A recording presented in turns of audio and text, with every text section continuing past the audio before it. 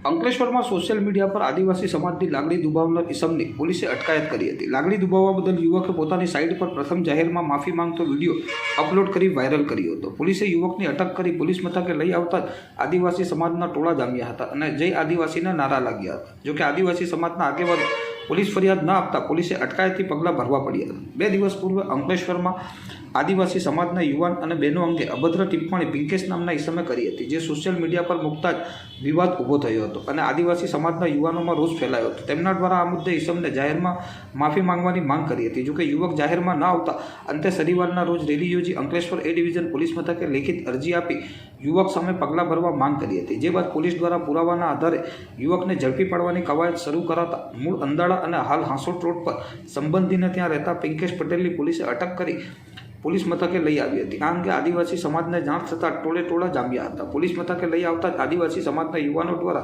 જય આદિવાસીના નારા લગાવતા એક તબક્કે વાતાવરણ ગરમાયું હતું। જોકે પોલીસે યુવકની અટકાયત કરી લોકઅપમાં મૂકી દીધા બાદ આ અંગે આદિવાસી સમાજના આગેવાનો જોડે ચર્ચા કરી પોલીસ ફરિયાદ અંગે જાણ કરી હતી।